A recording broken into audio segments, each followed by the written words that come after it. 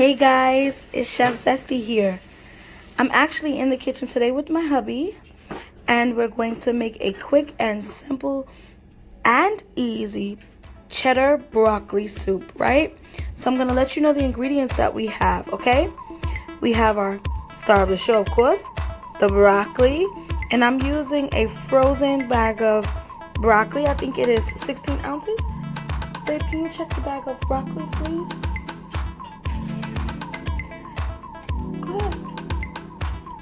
It's 16 ounces, yeah. So, we also have the cheddar jack, which is, as you can see, 8 ounces of a cheddar Monterey Jack blend. I have my reduced sodium broth, chicken broth. You can totally use a vegetable broth and keep this meal as vegetarian as possible.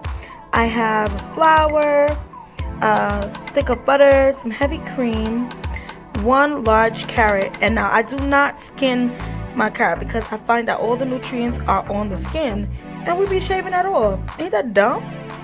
Anyhow, I got 3 cloves of garlic that I grated up as well, 1/4 cup of flour, and a half of a purple onion, and I have a little over 16 ounces, which is 2 cups of 2% milk, okay, and heavy whipping cream. And sea salt. Now let me walk you through my spices. I keep this very simple, okay? Little onion powder.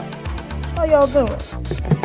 A little garlic powder, little red crushed pepper, and my secreto, nutmeg. Okay? Whenever I do a white sauce, I like to put a little bit of nutmeg in there. How y'all doing?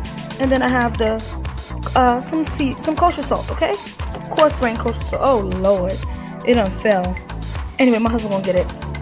All right, guys, I'll see y'all at the stove. Hey guys, before we actually get started, I just wanted to show y'all what I was sipping on. It's Saturday. I am drinking this French Market sparkling French berry lemonade and some Applejack. You hear? I actually mixed that with a little bit of bourbon. So yeah, your girl is lit, but it's all good. God is on the throne. Anyhow, I'm showcasing for the first time my Dutchie. It's a red cast iron pan that I got, Dutch oven, I stand corrected, that I got from Aldi's, and I'm using it for the first time. Okay, guys, I hope it come out right, because I never used this. Let me correct myself. I know it's gonna come out good, but I never used this pot before, so my prayer is that it comes out as wonderful as it normally does. Okay? All right, bye. I'll see you at the stove when I start adding ingredients. Also, guys, tonight at the Padine residence, we're having steak night dinner. So I'm making some steak. As you can see here, I have 2 strip steaks, okay? And then I have a flank steak here for baby girl. You know, as they get older, you want to incorporate them into the festivities of the house. So you don't want them eating chicken and you eating steak, okay? No, that's not going to work. So I have the classic Caesar croutons because I'm making a Caesar salad with tomato and some dressing. And then I'm going to do some, some Texas toast, okay? So we have our steak, we're having our cheddar broccoli soup, and we're having a Caesar salad and Texas toast. I just wanted to let y'all know that this is what the meal was coming to, all right? I promise you I'm getting to the stove. Okay, guys, I'm back, and I'm actually gonna allow my husband to film the footage, okay? So as you can see, the pot is dry, and I'm gonna go in with this butter, okay? And normally I do a little bit of butter, and I do a little oil. I'm not doing that today, just doing butter, okay?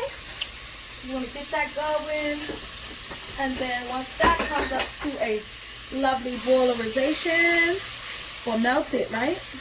I'm gonna turn my fire down because I don't want the butter to brown as much as it is browning at the moment, right?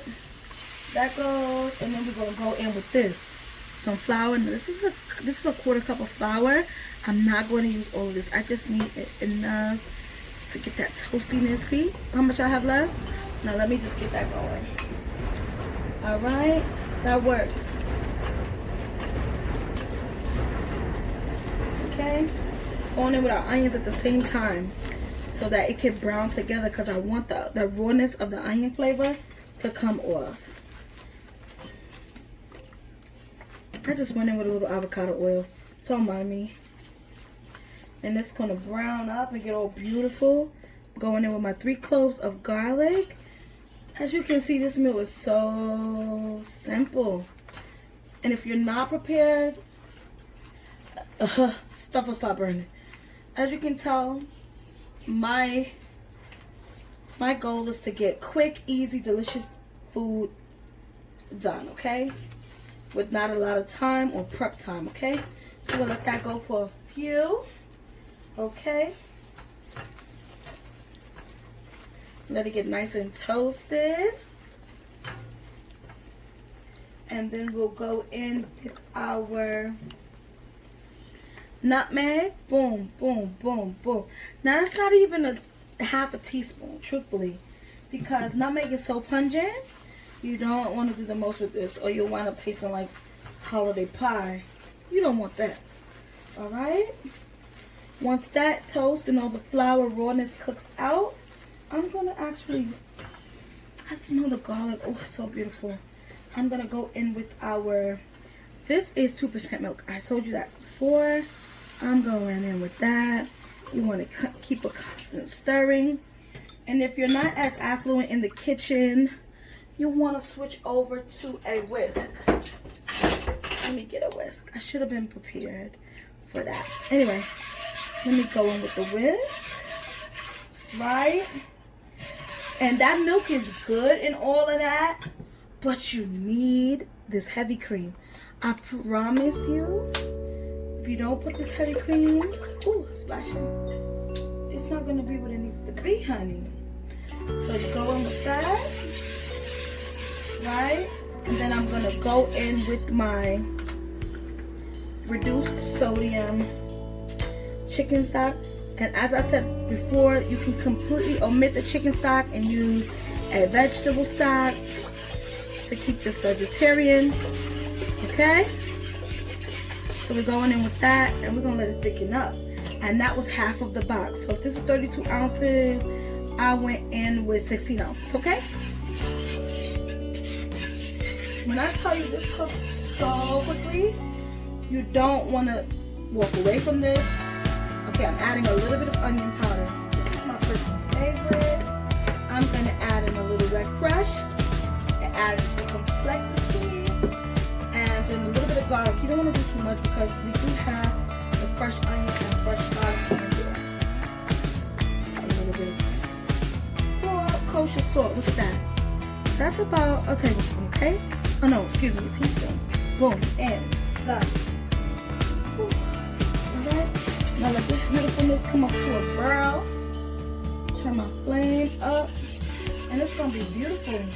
In the meantime, I'm going to add our 16 ounces of broccoli. And I just go in with a little bit so I can get the residual amount of broccoli in the bowl because it was still frozen. Put that in the sink. Okay. And our broccoli and our carrots. Alright. Now you see how this is like a glorified dump and go. This is how I live my life, y'all. I like gourmet food on an easy scale. Okay? I'm gonna come back when it starts to bubble. Okay guys, I'm back. So you see that it's boiling. What I'm doing right now is I'm taking the whisk, right? And I'm smashing the different pieces of broccoli that are large so that the sauce or the gravy, if you will, or the soup content will be rich and full of broccoli, okay? This soup is pretty much done. I did go in with a pack of, let me show you, a pack of accent, just for added flavor, another half teaspoon of salt, and some more red crushed red peppers, just because I want a little kick, right? As you can see, the consistency of this soup is so velvety, right? See it? So we don't really want it to reduce and cook any further. So what I'm going to do right now, is I'm gonna add almost a complete package of this cheddar jack, okay? Not a whole package, but almost a whole package. So I'll show you what I mean. Like, that's a little bit more than half, you see? So let's stir it in. And then let's see what it's looking like. It all depends on how thick you like your cheddar broccoli. I personally like a that drink. I personally like a perfect texture of like cream to cheese ratio without feeling like I'm drinking fondue. So I don't want to drink fondue. Okay? So you see that? That's the perfect texture. Now, if you don't have a whisk at home and you're concerned about mashing up the broccoli, I would use a potato masher. For those new moms, new wives in the kitchen, this is a potato masher. Okay? You would just go in there and start to smash up all of those broccoli pieces. Okay? Alright. I'm going to reduce our flame because, as you can see, it's the perfect consistency. But I also want the broccoli to go a little further and the carrots to go a little further. And like I said, guys, this dish is versatile. Most of the meals I make are. They're canvas that you can do what you want with. If you wanted to add gnocchi, you could. Chicken, you could. Some grilled shrimp, you could. Okay?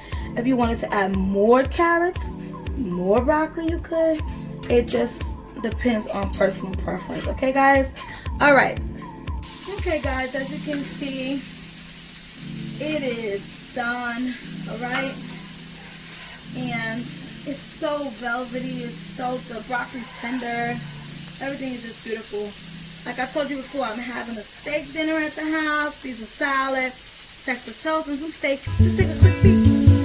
Alright, so I'm not going to serve up right now in a bowl, but I will post a picture toward the end of the finished product. It is so delicious. Look at this. Restaurant quality. Woo! Guys, I am so pleased with how this dish came out.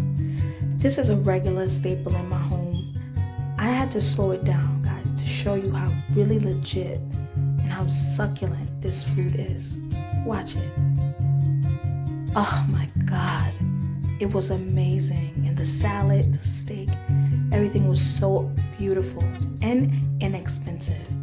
So this is the way to go if you have a lot of people to feed and want to have a steak night dinner. Until next time, guys, I love you for watching. It's Zesty. Bye.